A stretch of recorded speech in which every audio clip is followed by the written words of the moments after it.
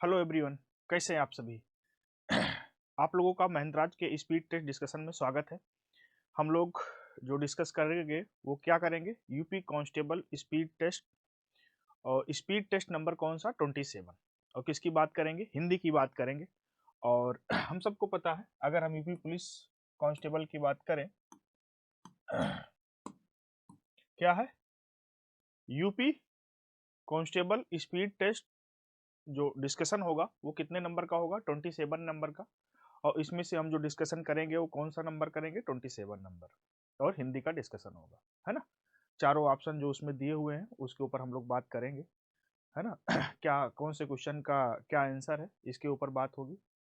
और जो speed test होता है, उस स्पीड टेस्ट के अगर हम बात करें तो जो चारों ऑप्शन दिए रहते हैं उन चारों ऑप्शन को जरूर देखना चाहिए और उसके बिहाफ पर अपना डिस्कशन करना चाहिए।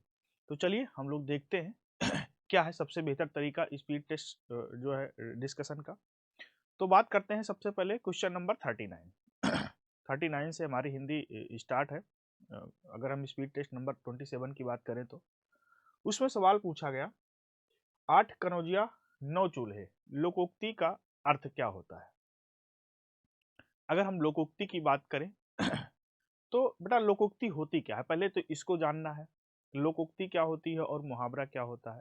अगर हम लोकोक्ति की बात करें तो लोकोक्ति का मतलब होता है लोगों की उक्ति। क्या होता है, लोगों की उक्ति। अब उक्ति का मतलब क्या होता है बेटा, उक्ति का मतलब होता है कथन, यानी लोगों का मतलब जो जनमानस कह सकते हैं। लोग का मतलब क्या हो सकता है, जनमानस। अगर हम जनमानस की बात करें तो ये मानव के द्वारा, लोगों के द्वारा कही गई कथन होता, कहा गया कथन होता, उक्ति होती है। ये जो लोकोक्ति होती है ये पूरा का पूरा वाक्य होता है। ये क्या होता है, पूरा का पूरा वाक्य होता है। ये पूरा का पूरा क्या होता है, वाक्य होता है। ऐसा भी सवाल पूछ लेता है एग्जाम में कि लोकोक्ति क्या होती है, वाक्य का अंश होती है कि पूरा का पूरा वाक्य होती है। ये जो लोकोक्ति होती है पूरा का पूरा सेंटेंस होती है, पूरा का पूरा वाक्य होती है। लेकिन अगर हम वहीं पे बात करें किसकी, मुहावरे की बात करें, तो जो हमारा मुहावरा होता है ना बेटा, मुहावरा, अगर हम मुहावरा की बात करें तो ये जो मुहावरा होता है ये वाक्य का अंश होता है। ये क्या होता है, वाक्य का अंश। मुहावरा वाक्य का अंश होता है, पूरा का पूरा वाक्य नहीं होता है। लेकिन लोकोक्ति क्या होती है, पूरा का पूरा वाक्य होती है ना। लोकोक्ति क्या होती है, वाक्य होती है। ये लोगों की कही गई उक्ति होती है। अब सवाल क्या पूछा गया कि 8 कनौजिया 9 चूल्हे, लोकोक्ति का अर्थ क्या है। देखो 8 कनौजिया 9 चूल्हे, कनौजिया कितने, 8, चूल्हे कितने हो गए, 9। यानी इस लोकोक्ति का जो अर्थ होता है वो होता है अलगाव की स्थिति, है ना। मतलब एकजुटता नहीं है, अलगाव है ना। तो 8 कनौजिया 9 चूल्हा का मतलब ही यही हो गया, क्या हो गया, अलगाव की स्थिति। क्लियर। नेक्स्ट बात करते हैं, क्वेश्चन नंबर 40 है हमारा। 40 नंबर की बात करें तो ई प्रत्यय किस शब्द में नहीं है। अब सबसे पहले तो प्रत्यय जानना होगा। हम शॉर्ट फॉर्म में एक बता देते हैं प्रत्यय क्या होता है। देखो बेटा ये जो प्रत्यय होता है ये भी क्या होता है, शब्द का अंश होता है, शब्द का अंश। देखो दो चीजें होती हैं, एक होता है हमारा उपसर्ग और दूसरा क्या होता है बेटा, प्रत्यय होता है। उपसर्ग भी क्या होता है, शब्द का अंश होता है, ये भी शब्दांश होता है। और प्रत्यय की बात करें तो ये भी क्या होती हैं, ये भी शब्दांश ही होती है, प्रत्यय भी। बस फर्क ये है कि ये जो उपसर्ग होता है ये शब्द के आदि में लगता है। कहाँ, शब्द के आदि में। शब्द के आदि में, आदि का मतलब क्या होता है बेटा, शब्द के आगे लगती है ना, शब्द के आगे उपसर्ग। और ये जो प्रत्यय होती है ये शब्द के अंत में लगती है, शब्द के अंत में। ये जो प्रत्यय होती है शब्द के अंत में जुड़ती है। अच्छा, अब आप लोग सोच रहे होंगे कि सर जुड़ने के बाद क्या होगा। बेटा जुड़ने के बाद ये जो शब्दांश होता है चाहे उपसर्ग हो, ये शब्द के अर्थ में क्या कर देता है, परिवर्तन कर देता है, बदलाव कर देता है। प्रत्यय भी जुड़ने के बाद शब्द के अर्थ में क्या कर देता है, परिवर्तन कर देता है, शब्द के अर्थ में बदलाव हो जाता है ना। उपसर्ग जो होते हैं, उपसर्ग के अपने अर्थ होते हैं, जो उपसर्ग होते हैं उन शब्दों के क्या होते हैं, अर्थ होते हैं। लेकिन प्रत्यय के अपने कोई अर्थ नहीं होते हैं। बस ये भी फर्क है, डिफरेंट है, अलग अलग चीजें हैं। बस काम दोनों का सेम ये है कि जब ये शब्द के में जुड़ते हैं तो शब्द के अर्थ में परिवर्तन करते हैं। ये सब उपसर्ग शब्द के आगे ऐड होता है और प्रत्यय शब्द के पीछे ऐड होती है ना। अब सवाल क्या पूछा गया कि ई प्रत्यय किस शब्द में नहीं है। अगर हम इसकी बात करें, देखो यहाँ पर ई प्रत्यय की बात हो रही तो तेली में भी ई प्रत्यय है, बड़ी की मात्रा है, माली में भी बड़ी की मात्रा है, अलबेली में भी बड़ी की मात्रा है, यहाँ सब पे है। लेकिन रंगीला, रंगीला में हमारा ई प्रत्यय नहीं है। ये जो शब्द बना है रंग प्लस ईला से बना है। क्या? रंग प्लस ईला से। तो अगर इसमें पूछा जाए प्रत्यय तो इसमें ईला प्रत्यय है। क्या है? ईला प्रत्यय। इस रंगीला में कौन सी प्रत्यय है? ईला प्रत्यय है। तो इस रंगीला में ई प्रत्यय नहीं है, बाकी इन तीनों शब्दों में है। और सवाल क्या पूछा गया था कि ई प्रत्यय किस शब्द में नहीं है। क्लियर? मुझे लगता है कि आप लोगों को बिल्कुल कॉन्सेप्ट क्लियर हुआ होगा। थोड़ा बहुत जिनका पहले से पता होगा उनको थोड़ा रिवीजन हुआ होगा, है ना। चलो आगे बात करते हैं। Question number 41। ये साहित्य से सवाल था, लेकिन सवाल बहुत जेन्युइन था। ये कई सारे एग्जामों में सवाल आ भी चुका है। मोस्ट इंपॉर्टेंट अगर हम बात करें तो, कितनी नावों में कितनी बार किसकी रचना है। अगर हम बात करें कितनी नावों में कितनी बार ये किसकी रचना है, तो ये रचना है अज्ञेय की। अज्ञेय का एक नाम और भी होता है, इनको सजदानंद, सजदा, इनको सजदानंद, हीरानंद, सजदानंद, हीरानंद, वात्सायन भी कहते हैं। इनका नाम सजदानंद, हीरानंद, वात्सायन भी है। तो अज्ञेय इन्हीं को ही कहते हैं, इन्हीं को अज्ञेय भी कहते हैं, इन्हीं को सजदानंद, हीरानंद, वात्सायन भी कहते हैं। अब आते हैं अपने सवाल पर। तो कितनी नाव में कितनी बार रचना किसकी है? अज्ञेय की है। अब आपको बता दें ये रचना क्यों एग्जाम में पूछी गई, उसके पीछे कारण है, और कई बार एग्जाम में पूछी गई। उसके पीछे कारण यह है कि इस रचना के लिए ज्ञानपीठ पुरस्कार मिल चुका है। और जिस रचना के लिए, जिस कवि को या जिस रचना के लिए कोई पुरस्कार मिले, तो वो हमारे एग्जाम के पॉइंट ऑफ व्यू से कुछ ज्यादा ही महत्वपूर्ण हो जाती है। क्योंकि होता क्या है कि जब किसी कवि को या किसी रचना को अवार्ड मिलता है, पुरस्कार मिलता है, तो वो हाईलाइटेड हो जाती है, वो करंट के लिए भी महत्वपूर्ण हो जाती है और वो रचना भी महत्वपूर्ण हो जाती है। इस रचना के लिए कितनी नाव में कितनी बार के लिए 1978 में 1978 में इसको ज्ञानपीठ पुरस्कार मिला। क्या मिला? ज्ञानपीठ पुरस्कार, है ना। अब कुछ लोग सोच रहे होंगे कि सर ये ज्ञानपीठ पुरस्कार क्या होता है, तो मैं उनके लिए बता दूं बेटा, ज्ञानपीठ पुरस्कार एक ऐसा पुरस्कार होता है हमारे भारत में साहित्य की क्षेत्र में दिया जाने वाला सर्वश्रेष्ठ अवार्ड होता है। यानी कि हम ये कह सकते हैं कि साहित्य की क्षेत्र में दिया जाने वाला सबसे सर्वोच्च पुरस्कार होता है ना। ये जो ज्ञानपीठ पुरस्कार होता है ये साहित्य के क्षेत्र में दिया जाता है। साहित्य के क्षेत्र में दिया जाने वाला, साहित्य की क्षेत्र में दिया जाने वाला सर्वश्रेष्ठ या सर्वोच्च पुरस्कार, कुछ भी कह सकते हो, सर्वोच्च पुरस्कार, है ना।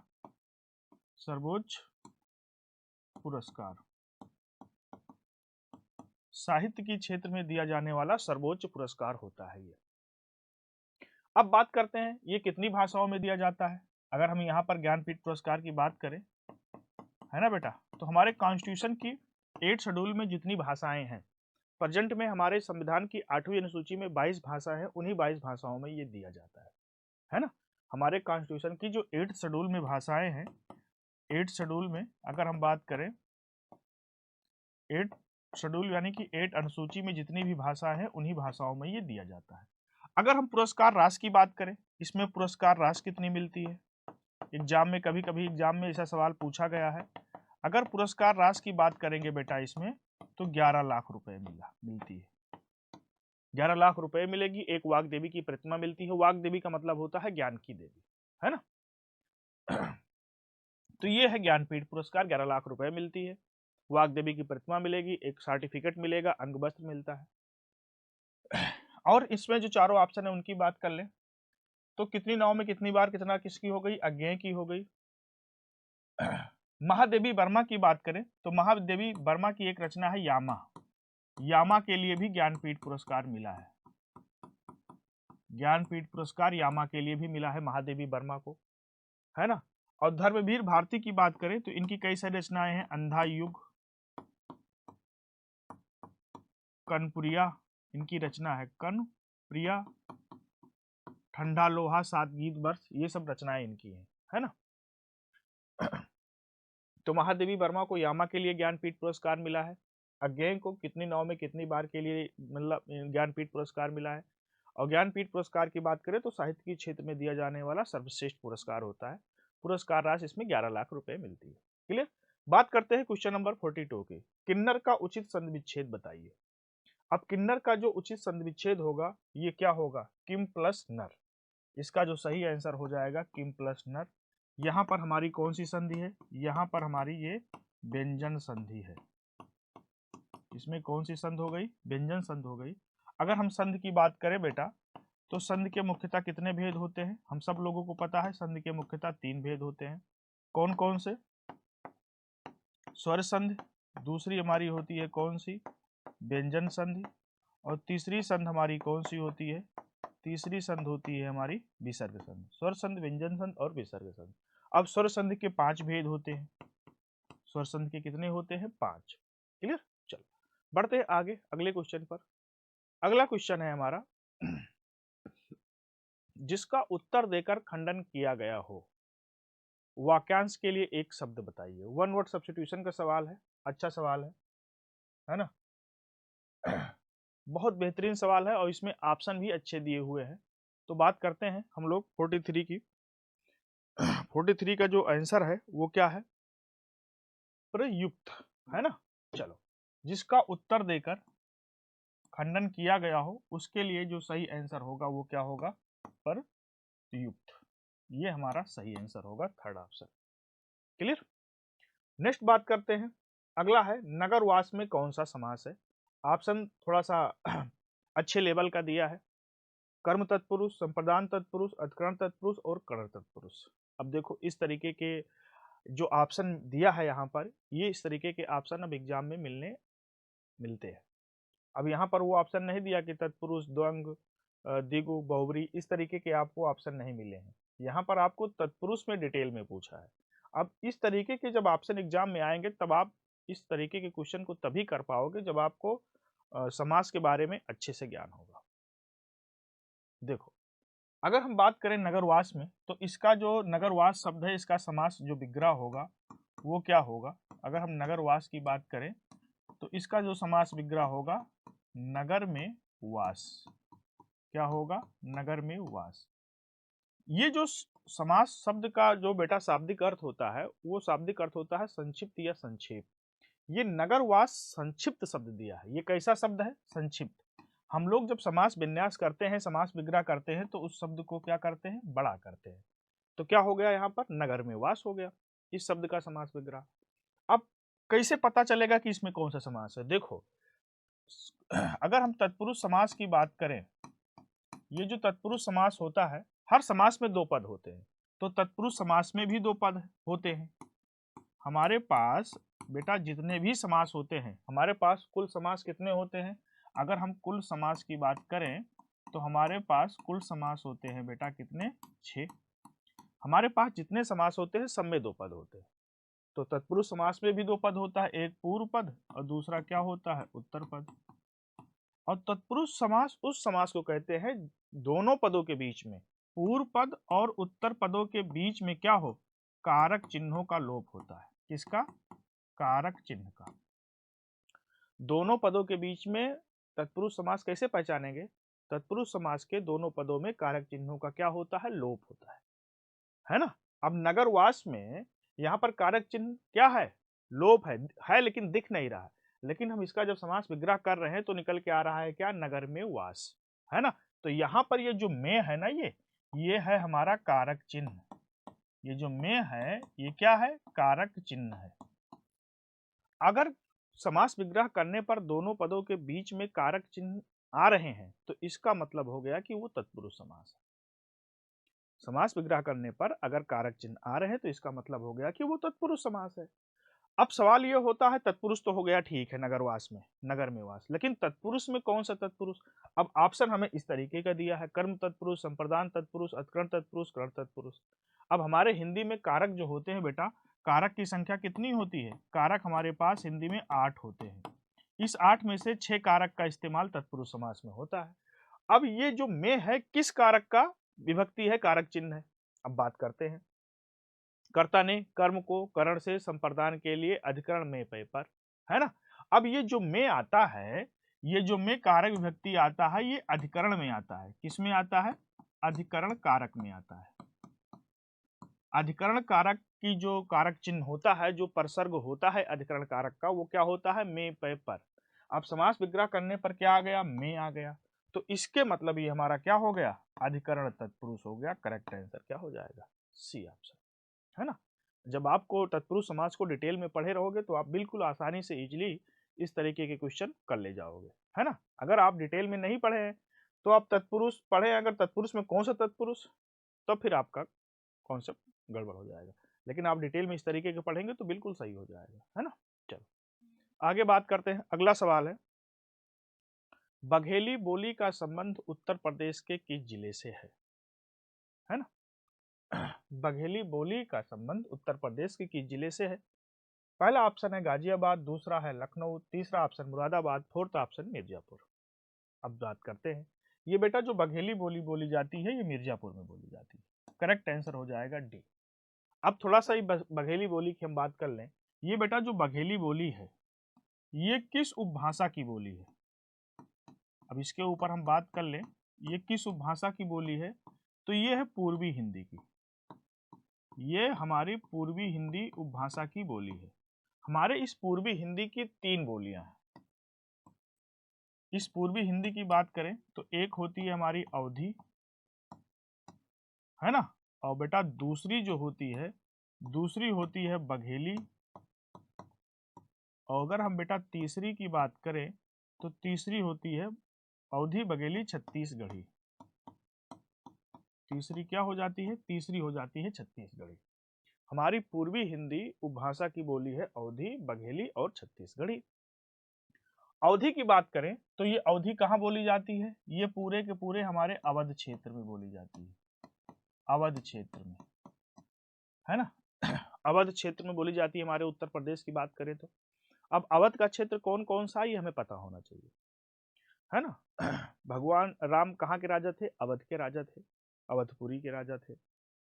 अवध की बात करें तो अवध का जो संस्थापक था सादत खां था। ऐसा सवाल मिलता है कि अवध का संस्थापक कौन था? अवध का जो संस्थापक था वो सादत खां था। सादत, सादत, है ना। अगर हम अवध की बात करें, है ना, सादत, सादत खान करके आता है, इस तरीके का था ये सादत खान। अवध का अंतिम नवाब नवाब वाजिद अली शाह था, हम सब लोगों को पता है। अवध का अंतिम नवाब वाजिद अली शाह, अवध का संस्थापक सादत खान थे। तो अवध में हमारा फैजाबाद हो गया, यानी कि आधुनिक नाम मॉडर्न नेम अयोध्या हो गया, लखनऊ हो गया, अंबेडकर नगर हो गया, सुल्तानपुर हो गया, अमेठी हो गया, प्रतापगढ़ हो गया, बाराबंकी हो गया, है ना। ये जो कई प्रतापगढ़ की भी कुछ एरिया आती है, तो ये जो हमारे जिले हैं अवध के जिले हैं। तो अवध में क्या बोली जाती है? अवधी बोली जाती है, पूर्वी हिंदी उपभाषा की बोली है। अगर बघेली की बात करें तो ये बघेली बेटा हमारे ये मिर्जापुर में भी बोली जाती है और प्रयागराज में भी बोली जाती है। प्रयागराज में, पूरे प्रयागराज में नहीं बोली जाती। मिर्जापुर और प्रयागराज की अगर हम बात करें तो प्रयागराज के उन क्षेत्रों में बोली जाती है जो एमपी से बॉर्डर शेयर कर रहे हैं, बाउंड्री पर है। जो एमपी के बाउंड्री के एरिया है प्रयागराज की, वहां पर बोली जाती है। और छत्तीसगढ़ी छत्तीसगढ़ में बोली जाती है। ये कहाँ बोली जाती है? छत्तीसगढ़ में, है ना। तो सवाल यहाँ से आया था, अच्छा सवाल था कि मिर्जापुर और प्रयागराज में बोली जाती है ये कौन सी? बघेली बोली। और गाजियाबाद, लखनऊ, मुरादाबाद बात करें तो गाजियाबाद और लखनऊ का जो शहरी क्षेत्र है, अब बात ये होता है ना कि गाजियाबाद और लखनऊ की बात करें तो यहाँ पर खड़ी हिंदी बोली जाती है, यानी कि खड़ी बोली। हम अभी कौन सी बोली बोल रहे हैं? खड़ी बोली। देखो उत्तर प्रदेश के जो बड़े शहर है, शहरों के अंदर तो खड़ी बोली बोली जाती है, लेकिन अब पूरे लखनऊ की बात करें, लखनऊ शहर के अंदर तो खड़ी बोली बोली जाती है, लेकिन लखनऊ के थोड़ा सा ग्रामीण क्षेत्र में जाओ आप तो वहां पर आपको अवधी मिलेगी, है ना। तो इस बात को याद रखना है, जो शहरी क्षेत्र है वहां पर खड़ी बोली बोली जाती है। क्लियर। आगे बात करते हैं, रमा विद्यालय से घर जाती है वाक्य में कौन सा कारक है? तो रमा विद्यालय से घर जाती है वाक्य में कारक पूछा गया है। अब कारक क्या होते हैं? कारक की अगर हम बात करें, ये जो बेटा कारक होता है ना, संज्ञा या सर्वनाम का क्रिया से जो संबंध होता है, संज्ञा या सर्वनाम का मुख्यतः जो क्रिया से संबंध होता है उसी को हम क्या कहते हैं? कारक कहते हैं। अगर हम कारक की बात करें तो कारक की संख्या कितनी होती है? 8 होती है ना। कारक से एग्जाम में सवाल जरूर आएगा। अगर हम किसी भी एग्जाम की बात करें जहां पर हिंदी पूछी जाती है तो कारक से मोस्टली सवाल मिलते हैं। अब रमा विद्यालय से घर जाती है, इस करण कारक की जो विभक्ति होती है करण से द्वारा, इसकी जो विभक्ति होती है वो से द्वारा होती है ना।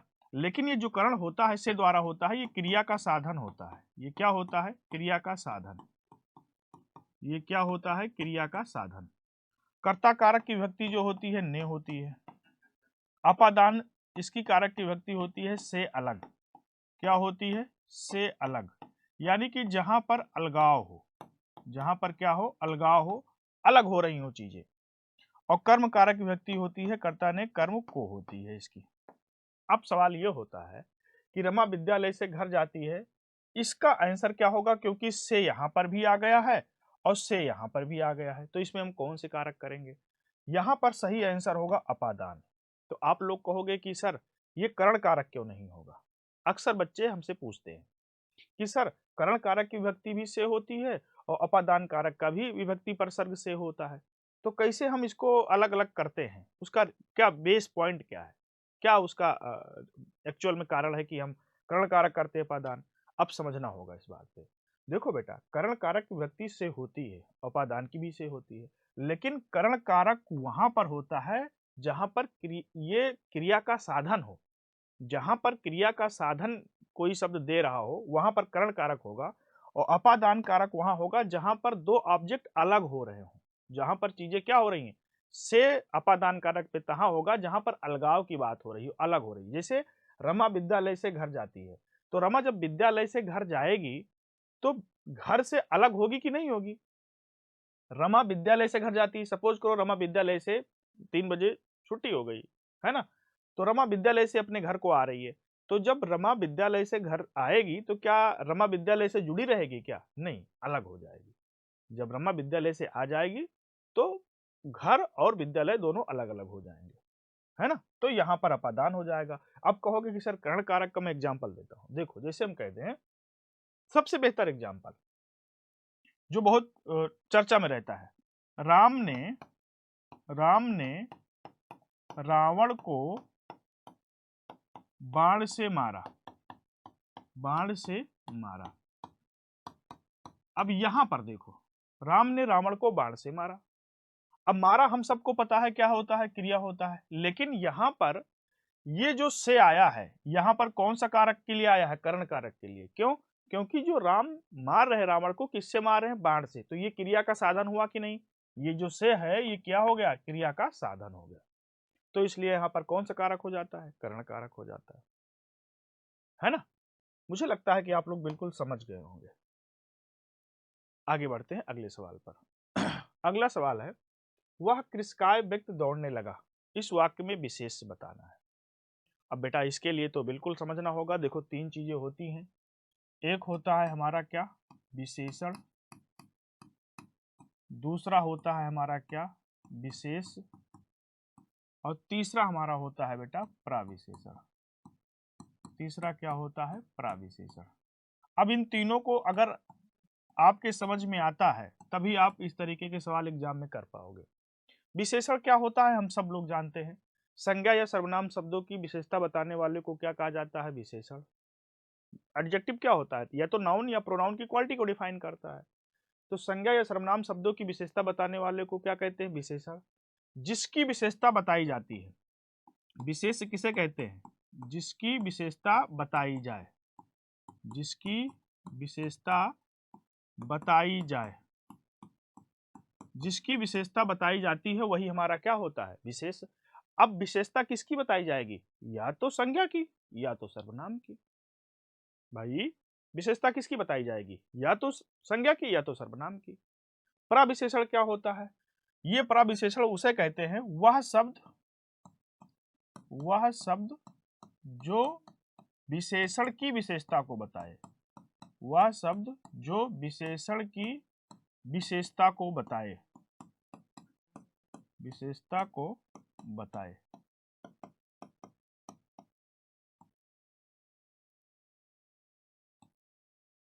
वह शब्द जो विशेषण की विशेषता को बताए उसे क्या कहते हैं? प्राविशेषण कहते हैं। और संज्ञा या सर्वनाम शब्दों की विशेषता बताने वाले को विशेषण कहते हैं, ये तो हम सब लोगों को पता है। अब सवाल क्या पूछा गया है कि वह कृषकाय व्यक्ति दौड़ने लगा, इस वाक्य में विशेष बताना है ना। अब देखो वह या क्या है, ये सर्वनाम है, लेकिन काम किसका कर रहा है? कर्ता का। व्यक्ति यहां पर क्या है? संज्ञा है ना, संज्ञा है। दौड़ने लगा क्रिया है। अब यहां पर आप विशेष क्या है? व्यक्ति है कि कृषकाय है कि वह है कि दौड़ने लगा है? विशेष पूछा, किसकी विशेषता बताई जा रही है? वह कृषकाय व्यक्ति दौड़ने लगा, तो यहाँ पर विशेषता किसकी बताई जा रही है? व्यक्ति की। तो ये व्यक्ति हमारा क्या हो जाएगा? ये व्यक्ति हमारा हो जाएगा विशेष। अब कुछ लोग कह रहे होंगे कि सर ये कृषकाय क्या होता है? कृषकाय बेटा हमारा विशेषण है। कृषकाय क्या है? विशेषण है। संज्ञा या सर्वनाम शब्दों की विशेषता बताने वाले को क्या कहते हैं? विशेषण। यह कृषकाय शब्द व्यक्ति की विशेषता को बता रहा है। व्यक्ति की विशेषता को कौन शब्द बता रहा है? कृषकाय, है ना। और विशेष क्या है? यहाँ पर व्यक्ति है। दौड़ने लगा हम सबको पता है क्रिया है। वह क्या है? सर्वनाम है। तो इसका सही आंसर क्या हो जाएगा? ए ऑप्शन करेक्ट हो जाएगा। क्लियर? चलो आगे बात करते हैं क्वेश्चन नंबर 48 की। हमें सफलता मिलने तक प्रयास करना चाहिए, वाक्य का भेद बताइए। क्रिया विशेषण अव्यय, संबंध बोधक अव्यय, समुच्चय बोधक अव्यय और विस्मयाद बोधक अव्यय। अब ये अव्यय क्या होता है ना। अव्यय की बात करें तो बेटा ये जो अव्यय होता है, अव्यय का एक नाम और भी है। अव्यय को आविकारी भी कहते हैं। अव्यय का एक नाम और भी होता है आविकारी। बेटा अव्यय ऐसे शब्द होते हैं, अव्यय या आविकारी ऐसे शब्द होते हैं जिनमें हम ना तो लिंग के द्वारा, ना तो वचन के द्वारा, ना तो कारक के द्वारा कोई परिवर्तन नहीं कर सकते। यानी ऐसे शब्द जो सदैव अपरिवर्तित होते हैं, जिनमें कोई परिवर्तन करना संभव नहीं होता है, उसे हम क्या कहते हैं? अव्यय कहते हैं। अव्यय के हमारे 4 भेद होते हैं, है ना। चलो चारों भेद यहाँ पर मेंशन है। क्रिया विशेषण अव्यय, संबंध बोधक अव्यय, समुच्चय बोधक, विस्मयाद बोधक। अब यहाँ पर ध्यान से सेंटेंस पढ़ो। हमें सफलता मिलने तक प्रयास करना चाहिए। इसका जो सही आंसर होगा वो होगा संबंध बोधक अव्यय। अब कैसे पता चला? ये जो बेटा संबंध बोधक अव्यय होता है, यह संज्ञा सर्वनाम के अन्य पदों से क्या करता है? संबंध बनाता है। समुच्चय बोधक अव्यय क्या करता है? दो वाक्यों को जोड़ता है। क्रिया विशेषण अव्यय क्या करता है? क्रिया विशेषण की विशेषता को बताता है। विस्मयाद बोधक अव्यय क्या होता है? जहां पर हर्ष शोक घृणा की बात होती है। मैं चारों ऑप्शन को एक्सप्लेन कर दे रहा हूँ। क्रिया विशेषण अव्यय क्या होता है? जो क्रिया की विशेषता को बताता है। संबंध बोधक अव्यय क्या करता है? संज्ञा सर्वनाम के अन्य पदों से जोड़ने का काम करता है। देखो तक ये जोड़ रहा है, ऐड करने का काम कर रहा है। समुच्चय बोधक अव्यय दो वाक्यों को, दो सेंटेंसों को जोड़ने का काम करता है। विस्मयाद बोधक अव्यय हर्ष शोक घृणा इन तरीके की चीजों को विस्मयाद बोधक अव्यय होता है। तो इसका जो करेक्ट आंसर हो जाएगा वो क्या हो जाएगा? संबंध बोधक अव्यय। क्लियर? आगे बात करते हैं। अगला सवाल है क्वेश्चन नंबर 49। अनेकार्थी शब्द पतंग का इनमें से एक अर्थ नहीं है। अनेकार्थी शब्द एग्जाम में जरूर पूछे जाते हैं, एक सवाल मिलता है यहां से। अगर अनेकार्थी शब्द की बात करें तो पतंग का एक अर्थ नहीं है। पतंग का अर्थ नाव भी होता है, बिल्कुल। बादल नहीं होता। पक्षी भी होता है, चंग भी होता है। तो करेक्ट आंसर क्या हो जाएगा? बादल, है ना। पतंग का अर्थ पक्षी भी होता है, नाव भी होता है, चंग भी होता है। क्वेश्चन नंबर 50 की बात करें, इनमें से अरण्य शब्द का पर्यायवाची बताना है। कुलीन, सस्य, आभारी, कंतार। इसका जो सही आंसर होगा कंतार। बहुत बेसिक सवाल है, ये तो बिल्कुल आसान सा था, है ना। ये तो कई बार एग्जाम में पूछा गया।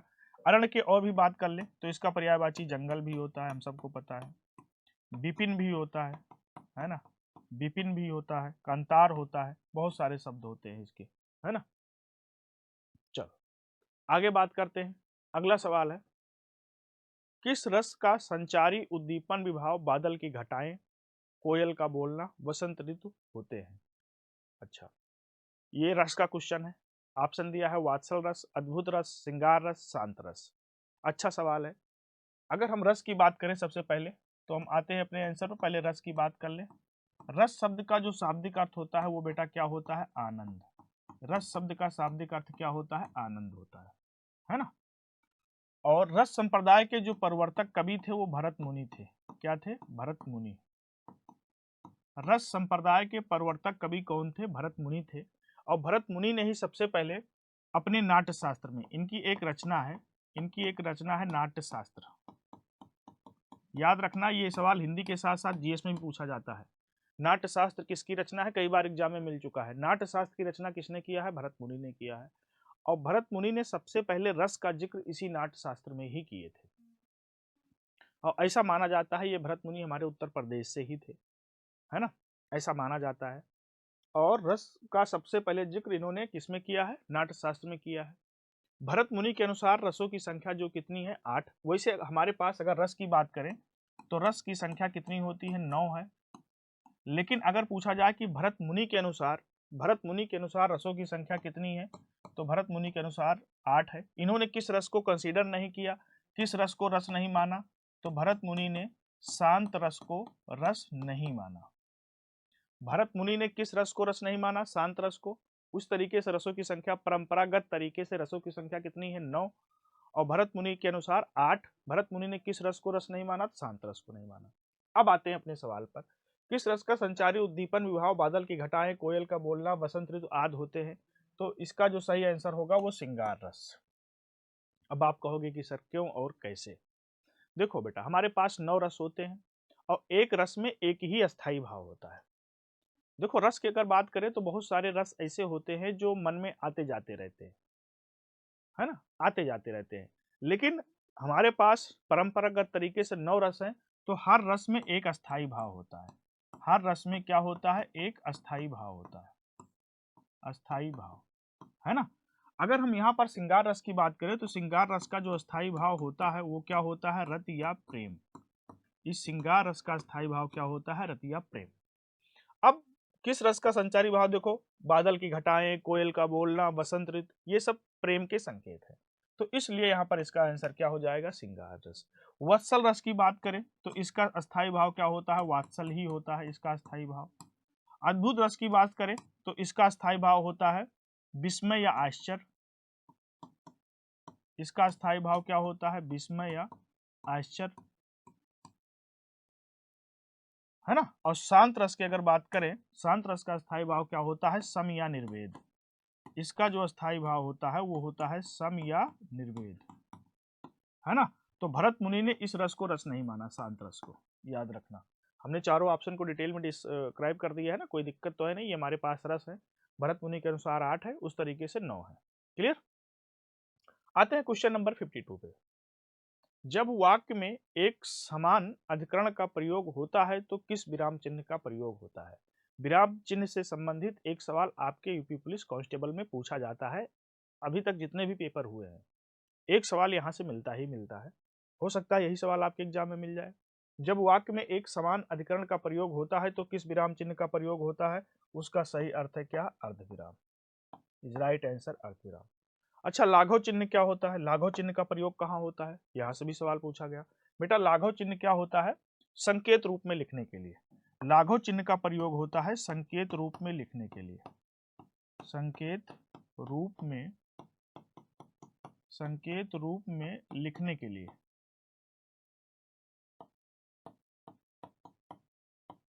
संकेत रूप में लिखने के लिए लाघव चिन्ह का प्रयोग होता है ना। अगर हम इस लाघव चिन्ह की बात करें तो कैसे होता है? जैसे अगर हमें लिखना हो, आप लोगों ने दिखा होगा, कई बार लिखा होगा, जैसे कृपया पन्ना पलटिए। कृपया पन्ना पलटिए तो कुछ इस तरीके से लिखा रहता है, कृपया पन्ना पलटिए, ऐसे ऐसे लिखा रहता है ना। तो ये जो हम शॉर्ट फॉर्म में लिख रहे हैं, देखो यहाँ पर ये हमारे क्या है? ये हमारे हैं लाघव चिन्ह। संकेत रूप में लिखने के लिए, शॉर्ट तरीके से लिखने के लिए इस तरीके का प्रयोग करते हैं लाघव चिन्ह। क्लियर। आगे बढ़ते हैं, अगला सवाल है जहां किसी वस्तु का लोक सीमा से इतना बढ़ाकर, नहीं बढ़ाकर होना चाहिए, यहाँ पर होना चाहिए बढ़ाकर। जहां किसी वस्तु का लोक सीमा से इतना बढ़ाकर वर्णन किया जाए कि वह असंभव की सीमा तक पहुंच जाए तो वहां कौन सा अलंकार होता है? देखो अलंकार से जो क्वेश्चन आते हैं वो डिफिनेशन बेस भी आते हैं और पंक्ति देके भी एग्जाम में पूछता है। तो जहां किसी वस्तु का लोक सीमा से इतना बढ़ाकर वर्णन किया जाए, वहां पर असंभव की सीमा तक पहुंच जाए, तो वहां पर होता है हमारा अतिशयोक्ति अलंकार, है ना, अतिशयोक्त अलंकार होता है। विरोधाभास क्या होता है? जहां पर विरोध न होने पर भी विरोध का आभास हो, वहां पर विरोधाभास होता है। विभावना अलंकार होता है क्या? जहां पर कारण के ना होते हुए भी कार्य की उत्पत्ति का वर्णन हो, वहां पर विभावना होता है। क्लियर? तो इसका सही आंसर क्या हो जाएगा? अतिशयोक्त अलंकार। नेक्स्ट बात करते हैं 54। जानी गौर अनुकूल से यह हरुष न जाए कहीं, मंजुल मंगल मूल वाम अंगन फरकन लगे, उपयुक्त पंक्ति में कौन सा छंद है? ठीक है, दोहा, सोरठा, ठप्पे, रोला। अब देखो इस तरीके के जब क्वेश्चन एग्जाम में आएंगे तो हमें एक ही तरीका है, हमें उसकी मात्रा गिनना होगा। अब मात्रा गिनने के बाद ही हम इसको बता पाएंगे। जब तक इसमें आप मात्रा नहीं गिनोगे तब तक आप इसका आंसर सही से बता ही नहीं पाओगे। अब मात्रा कैसे गिनना है, देखो यहाँ पर कितनी मात्रा है? 2, यहाँ पर 1, यहाँ पर 2, यहाँ पर 1, यहाँ पर 1, यहाँ पर 1, यहाँ पर 2, यहाँ पर 1, टोटल कितनी हो गई? 3, 2, 5, 1, 6, 7, 1, 8, 2, 10, 11। यानी कि पहले पंक्ति में क्या हो गया? 11। पहले चरण में 11 हो गया। दूसरे में देख लेते हैं, 1 1 1 1 1 1 1 1 2 1 1 1, कितनी हो गई? 2 2 4 2 6 2 8 2 10 11 12 13।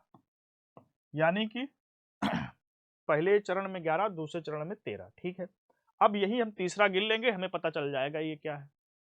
देखो यहाँ पर 1, यहाँ पर 2, यहाँ पर 1, यहाँ पर 2, यहाँ पर 1, यहाँ पर 1, यहाँ पर 2, यहाँ पर 1, 3 1 4 2 6 7 8 2 10 11। यानी कि पहले और तीसरे चरण में, पहले और तीसरे चरण में कितना हो गया? ये हमारा पहला चरण हो गया, ये दूसरा हो गया, ये चरण तीसरा हो गया। यानी कि पहले और तीसरे में कितनी कितनी मात्रा आ रही है? 11। इसको गिन लेते हैं, 2 1 1 2 1 1 1 1 1 2, तो 3 4 2 6 2 8 2 10 11 12 13। यानी कि पहले और तीसरे चरण में 11 11 और दूसरे और चौथे चरण में 13 13। यानी कि ये क्या हो गया? सोरठा हो गया। दोहा का जस्ट उल्टा क्या होता है? सोरठा होता है। अब हम मात्रा गिन लिए, हमें तुरंत पता चल गया कि क्या है। अब देखो दोहा में क्या होता है? दोहा का जो समचरण होता है, समचरण का मतलब कौन सा होता है? समचरण का मतलब होता है दूसरा और चौथा। और विषम चरण का मतलब क्या होता है? विषम चरण की बात करें तो पहला और तीसरा। दोहा में क्या होता है? दोहा में होता है 13 11। दोहा का जो समचरण होता है उसमें कितना होता है? देखो समचरण का मतलब दूसरा चौथा, विषम का मतलब 1 3 होता है। ये दोहा का होता है। और दोहा का जस्ट उल्टा क्या होता है? सोरठा होता है ना। अब दोहा के जो पहले और तीसरे चरण में है, पहले और तीसरे में कितनी होती हैं? 13 13। और दूसरे और चौथे में कितनी होती हैं? 11 11। और इसका जस्ट उल्टा क्या हो गया है? सोरठा इसका उल्टा होता है। तो पहले और तीसरे में कितनी हो गई? पहले और तीसरे में 11 11 और दूसरे और चौथे में कितनी हो गई? 13 13।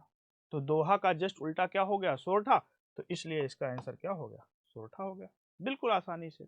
अब यहीं पर पहले चरण में क्या हो जाती? 13 और तीसरे में 13, तो तुरंत ही हमारा दोहा हो जाता है ना। चलो आगे बात करते हैं। अगला है, अगले सवाल पे बात करें तो तत्सम तद्भव शब्द का कौन सा युग्म असंगत है? असंगत पूछा है। तो चैत्र का चैत होता है बिल्कुल, छत्र का छत होता है, चक्र का चक्का होता है, पत्र का पार नहीं होता है। गलत आंसर है। यही पूछा क्या है? कौन सा युग्म असंगत है? पत्र का क्या होता है? अगर हम पत्र की बात करें तो इसका होता है क्या? पत्ता। पत्र का क्या होता है? पत्ता। और पर्ण हमारा तत्सम शब्द है। पर्ण का जो तद्भव होता है वो होता है पान।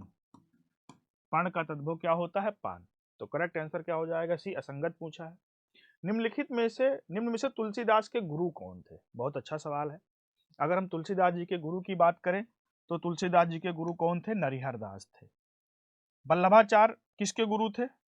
वल्लभाचार्य गुरु थे किसके? वल्लभाचार्य गुरु थे सूरदास के। सूरदास के गुरु का नाम क्या था? वल्लभाचार्य। रैदास किसके गुरु थे? रैदास थे मीराबाई के गुरु। रैदास थे मीराबाई के गुरु, है ना। और तुलसीदास के गुरु कौन हो गए? नरिहर दास। क्लियर। चलो आगे बात करते हैं। अगला है, निम्न में से कौन से कब निर्गुण काव्य धारा के थे? अगर हम निर्गुण काव्य धारा की बात करें तो यहाँ पर ये सुंदरदास जो है वो हमारे निर्गुण काव्य धारा के थे। देखो दो प्रकार की काव्य धारा थी, एक निर्गुण काव्य धारा था और दूसरी कौन थी बेटा? सगुण। दूसरी कौन थी? सगुण काव्य धारा थी, है ना, सगुण काव्य धारा। निर्गुण काव्य धारा के जो प्रवर्तक कवि थे वो कौन थे? कबीरदास थे। और सगुण की बात करें तो सगुण काव्य धारा के प्रवर्तक कवि कौन थे? तुलसीदास थे। निर्गुण का मतलब होता है कि निराकार, भगवान का वर्णन किए हैं लेकिन इनका मानना था कि भगवान का कोई आकार नहीं होता, ये निराकार थे। सगुण का मतलब ये लोग सगुण में थे कि भगवान का आकार होता है, भगवान की फोटो चित्र लगाकर पूजा करते थे, तो उनका मानना वो था सगुण वाले का। तो सगुण काव्य धारा के प्रवर्तक कवि कौन थे? तुलसीदास। निर्गुण के कौन थे? कबीरदास। और पूछा है कि कब निर्गुण काव्य धारा के थे, तो इसमें से सुंदरदास निर्गुण काव्य धारा के थे। क्लियर? चलो बात करते हैं निम्न में से भविष्य काल को पहचानिए। अगर हम भविष्य काल की बात करें तो मैं कल घूमने जाऊंगी, सोहन मुंबई गया था, माँ बच्चों को पढ़ा रही है, मैं कल घूमने जाऊंगी, भविष्य काल। करेक्ट आंसर, बिल्कुल आसान सा हलवा सा क्वेश्चन था ये। मैं कल घूमने जाऊंगी, भविष्य की बात हो रही है, बाकी और सारे नहीं है। आगे बात करते हैं, निम्न में से स्त्रीलिंग शब्द बताना है। अब यहां से अगर हम स्त्रीलिंग शब्द की बात करें तो हुलास, हमला, हरकत। हवाला दिया जाता है, हमला बोला जाता है, हरकत की जाती है, तो सही आंसर क्या हो जाएगा? हरकत। अगर हम अपने हिंदी में बात करें तो हिंदी में लिंग के दो भेद होते हैं, एक स्त्रीलिंग और एक पुल्लिंग। हमारे हिंदी में सिर्फ दो ही लिंग होते हैं, नपुंसक लिंग का कोई कॉन्सेप्ट नहीं होता है। क्लियर? निम्नलिखित में से कौन सा वर्ण ओष्ठ नहीं है? अब देखो ये व्यंजन वर्णमाला से सवाल है। अगर ओष्ठ की बात करें तो हमारा जो पा वर्ग होता है, पा वर्ग के जितने वर्ण होते हैं सब ओष्ठ होते हैं। कौन कौन से?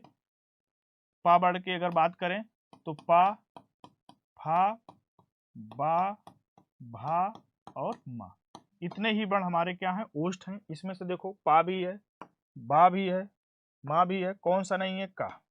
करेक्ट आंसर क्या हो जाएगा? का का उच्चारण स्थान क्या होता है? का उच्चारण स्थान होता है बेटा कंठ। ये कंठ है ना का। तो इसमें पूछा है ओष्ठ नहीं है, तो का हमारा नहीं है। क्लियर? आगे बात करते हैं, अगला है निम्नलिखित में से तद्भव शब्द बताना है आपको। काष्ठ तत्सम है, आम्र भी तत्सम है, दुग्ध भी है, इसका है हाथ। करेक्ट आंसर क्या हो जाएगा? हाथ। हाथ का तत्सम क्या होता है? इसका तत्सम होता है हस्त। इसका तत्सम क्या हो जाएगा? हस्त हो जाएगा। क्लियर? निम्नलिखित में से शुद्ध शब्द आपको बताना है। लुब्ध प्रतिष्ठ, लब्ध प्रतिष्ठ, लब्ध प्रतिष्ठ, लब्ध प्रतिष्ठ, इसका सही आंसर हो जाएगा डी। करेक्ट आंसर हमारा डी होगा। बिल्कुल हमारा इसी तरीके से ये लिखा जाता है, लब्ध प्रतिष्ठ। आगे बात करते हैं, निम्नलिखित में से आविकारी शब्द नहीं है। आविकारी शब्द नहीं है। अभी हम लोगों ने आविकारी को पढ़ा था, यानी आविकारी का मतलब क्या होता है? आविकारी का मतलब होता है अव्यय। तो क्रिया विशेषण होता है, बिल्कुल होता है, समुच्चय बोधक भी होता है, संबंध सूचक भी होता है, सर्वनाम नहीं होता है। करेक्ट आंसर क्या हो जाएगा? बी ऑप्शन बिल्कुल करेक्ट हो जाएगा। अगला है, निम्नलिखित में से एक शब्द के वर्तनी में हलंत संबंधी अशुद्धि है। हलंत संबंधी अशुद्धि, अच्छा, परिषद, श्रीमान, श्रीयुत, सम्राट, बिल्कुल श्रीयुत में हलन संबंधी अशुद्धि है। श्रीयुत इस तरीके से लिखा जाता है, हमेशा याद रखना, श्रीयुत। यहाँ पर हलंत नहीं होता है श्रीयुत में, ये एग्जाम में कई बार रिपीटेड हो चुका है, मोस्ट इंपॉर्टेंट है। तो श्रीयुत इस तरीके से लिखा जाता है, इसी में है, बाकी सारे सही है। क्लियर? आगे बढ़ते हैं, निम्नलिखित में से कौन सा संयुक्त व्यंजन उचित नहीं है? मोस्ट इंपॉर्टेंट, अच्छा सवाल है। अगर हम संयुक्त व्यंजन की बात करें तो संयुक्त व्यंजन हमारे पास चार होते हैं, चारों यहाँ पर मेंशन है। छ हमारा का प्लस सा से मिलकर बनता है, बिल्कुल सही है। त्रा ता प्लस ता से मिलकर बनता है, ये भी सही है। ज्ञा जा प्लस य से मिलकर बनता है, ये गलत है, ये इस वाले सा से मिलकर बनता है, सा प्लस रा से। यहाँ पर ये जो सा दिया है ये गलत दिया है, शुद्ध होना चाहिए, ये असंगत हमारा यही है, उचित नहीं है। करेक्ट आंसर हो जाएगा फोर्थ। ये किससे मिलकर बनता है? बड़े वाले सा से और रा से। नेक्स्ट बात करते हैं, अगला है क्वेश्चन नंबर 66। निम्नलिखित में से संयुक्त वाक्य का चयन करना है। अगर हम बात करें रचना या बनावट के आधार पर वाक्य के तीन भेद होते हैं, साधारण वाक्य, संयुक्त वाक्य और मिश्र वाक्य। सवाल पूछा निम्नलिखित में से संयुक्त वाक्य का चयन करना है। उन्हें ना नींद आती थी और ना ही भूख प्यास लगती थी, मैंने लड़के को बुलाया, आपको ऐसा नहीं कहना चाहिए, वहां जाना अच्छा नहीं होगा। करेक्ट आंसर हो जाएगा ए ऑप्शन। ए ऑप्शन हमारा क्या है? संयुक्त वाक्य। संयुक्त वाक्य होता क्या है? यानी कि जब किसी वाक्य में एक से दो या दो से ज्यादा उद्देश्य और विधेय मिले, जब किसी वाक्य में दो या दो से ज्यादा उद्देश्य और विधेय मिलते हैं तो वाक्य हमारा क्या होता है? संयुक्त वाक्य होता है। करेक्ट आंसर क्या हो जाएगा? ए हो जाएगा। अगला है, निम्नलिखित वाक्यों में से एक वाक्य शुद्ध है, उसको बताना है। चलो बात करते हैं। सरयू नदी का घाट बहुत लंबा है। पाट लिखा है, यहाँ पर घाट होना चाहिए, पाट नहीं, यहाँ पर शुद्ध क्या होना चाहिए? घाट। तो ये सेंटेंस तुम्हारा बिल्कुल गलत हो गया। वह 7वीं कक्षा में पढ़ता, वह 7वीं कक्षा में पढ़ता है, यहाँ पर गलती हो गई। कृपया एक गिलास पानी दीजिए, बिल्कुल ये हमारा सेंटेंस सही है। जो लोग बाहर जाना चाहते हैं वो जा सकते हैं, जो लोग बाहर जाना चाहते हैं वे जा सकते हैं, वह, जो लोग बाहर जाना चाहते हैं वह जा सकते हैं, ये भी हमारा गलत है। जो लोग बाहर जाना चाहते हैं वे जा सकते हैं। तो करेक्ट आंसर पूछा है तो कृपया एक गिलास पानी दीजिए, बिल्कुल हमारा सही बात है। क्लियर? आगे बात करते हैं क्वेश्चन नंबर 68 की। निम्नलिखित शब्दों में प्रार्थक क्रिया बताना है आपको। प्रार्थक क्रिया उस क्रिया को कहते हैं बेटा जहां पर कर्ता स्वयं कार्य न करके किसी और से करवाता है, किसी और को करने के लिए प्रेरित करे या करवाए तो उसे हमारे कौन सी क्रिया कहते हैं? उसको हम कहते हैं प्रार्थक क्रिया। तो दिलवाना करेक्ट आंसर हो जाएगा, इसका आंसर ये। प्रार्थक क्रिया जब कर्ता स्वयं कार्य न करके किसी और से करवाए तो उसे कहते हैं प्रार्थक क्रिया। अगला है, लोगों ने उसे मार मार कर अधमरा कर दिया, रेखांकित शब्द क्या है? रेखांकित शब्द पूछा है तो अधमरा ये हमारा उपसर्ग होता है, ये हमारा क्या है? उपसर्ग होता है ना। अभी उपसर्ग के बारे में हम लोगों ने बात किया था, तो करेक्ट आंसर क्या हो जाएगा? उपसर्ग। वाक्य में प्रयुक्त शब्द को कहते हैं भाषा, लिप, शब्दांश, पद। वाक्य में प्रयुक्त शब्द को हम लोग पद कहते हैं। पद के 5 भेद होते हैं, याद रखना, इस तरीके के भी सवाल पूछे गए। पद के कितने भेद होते हैं? 5 भेद। कौन कौन से? संज्ञा, सर्वनाम, क्रिया, विशेषण। संज्ञा, सर्वनाम, क्रिया, विशेषण और अव्यय, ये पद के कितने भेद होते हैं? 5। आगे बढ़े, अब आ गया हमारा गद्यांश, है ना। अब गद्यांश को आप लोगों को तो मिला ही होगा, गद्यांश पढ़कर इसका आंसर करना है। तो गद्यांश आप सब लोगों के पास है। हमारा जीवन पाखंड में बना हुआ है, हम इसके बिना नहीं रह सकते, इससे पूरा का पूरा गद्यांश है। अब आते हैं डायरेक्ट अपने क्वेश्चन पर। क्वेश्चन नंबर 71, है ना। चलो पहले गद्यांश पढ़ेंगे तभी तो क्वेश्चन कर पाएंगे, है ना, उसी में तो क्वेश्चन होता है। हमारा जीवन पाखंड में बन गया है और हम इसके बिना नहीं रह सकते। अपने सार्वजनिक जीवन तथा निजी जीवन में कहीं भी देखें हम एक दूसरे को छलने की कला को खुलकर उपयोग करते हैं। इसके बावजूद यह विश्वास करते हैं कि हम ऐसा कुछ भी नहीं कर रहे हैं। हम इस प्रकार की भाषा का प्रयोग करते हैं जिसकी उस अवसर पर कोई आवश्यकता नहीं होती। हम किसी भी बात को यह जानते हुए भी कि वह सही अथवा सत्य नहीं है, लेकिन उसके प्रति निष्ठा या विश्वास इस तरह प्रकट करते हैं जैसे हमारे लिए वह एकमात्र सत्य है। हम सब इसलिए सरलता से कर लेते हैं क्योंकि आज पाखंड एवं दिखावा हमारे जीवन का एक अभिन्न अंग बन गया है। आज हम में से अधिकांश लोगों की स्थिति मुंह में कुछ और मन में कुछ और वाली बन गई है। बहुत अच्छा गद्यांश है। आते हैं इसके पहले क्वेश्चन पर। अगर हम इसके पहले क्वेश्चन की बात करें तो इसका जो पहला क्वेश्चन है वो ये है सवाल पूछा है, हमने जीवन का अभिन्न अंग किसे बना लिया है ना। तो अगर हम इसके आंसर की बात करें तो इसका आंसर क्या हो जाएगा? 4th ऑप्शन, पाखंड और दिखावे को। हमने जीवन का अभिन्न अंग किसे बना लिया है? पाखंड और दिखावे को। बिल्कुल करेक्ट आंसर हमारा ये होगा। क्लियर? दूसरा है, मुंह में राम बगल में छुरी, इसका अर्थ इनमें से किस वाक्य से पता चलता है? अगर हम 72 की बात करें तो इसका आंसर क्या हो जाएगा बेटा? इसका आंसर हो जाएगा सी ऑप्शन, है ना। इसका आंसर क्या हो जाएगा? सी ऑप्शन हो जाएगा। कहाँ चला गया? मुंह में कुछ और मन में कुछ और। 72 का आंसर क्या हो जाएगा? सी हो जाएगा। 73 की बात करें, यह जानते हुए कि यह बात गलत है उसके प्रति निष्ठा क्यों प्रकट करते हैं? अगर हम 73 की बात करें तो इसका ऑप्शन क्या हो जाएगा? असत्य को सत्य में बदलना चाहते हैं। असत्य को सत्य में बदलना चाहते हैं, 73 का आंसर ये होगा। क्वेश्चन नंबर 74, छलने की कला का हम किस प्रकार उपयोग करते हैं? सरलता से, खुलकर, पूरी निष्ठा से, आवश्यकता अनुसार, है ना। तो गद्यांश में इसके बारे में बिल्कुल बताया गया है। इसका जो आंसर होगा वो होगा बेटा, कौन सा आंसर? खुलकर। छलने की कला का हम किस प्रकार उपयोग करते हैं? खुलकर करते हैं, गद्यांश में बताया गया है। अगला है, गद्यांश का उपयुक्त शीर्षक बताइए, है ना। तो गद्यांश का उपयुक्त शीर्षक क्या है ना, पूरे के पूरे गद्यांश में बताया गया है। अगर हम गद्यांश के टाइटल की बात करें, एग्जाम में यही एक क्वेश्चन होता है जो थोड़ा सा, देखो जो शीर्षक वाला बेटा क्वेश्चन होता है वो गद्यांश की किसी पंक्ति में नहीं मिलता। ये ओवरऑल गद्यांश के ऊपर निर्भर होता है, ओवरऑल गद्यांश में इसका आंसर होता है। तो गद्यांश का उपयोग शीर्षक की बात करें तो पाखंड आधुनिक जीवन का संत, ये इस गद्यांश का क्या है, शीर्षक है। क्लियर? तो बेटा ये थे हमारे क्वेश्चन, है ना। हम लोगों ने डिटेल से इस पूरे के पूरे यूपी कांस्टेबल का जो स्पीड टेस्ट नंबर 27 था डिटेल में डिस्कस किए। मुझे पूरी उम्मीद है कि आप लोगों को बिल्कुल अच्छा लगा हुआ होगा। Okay, thank you.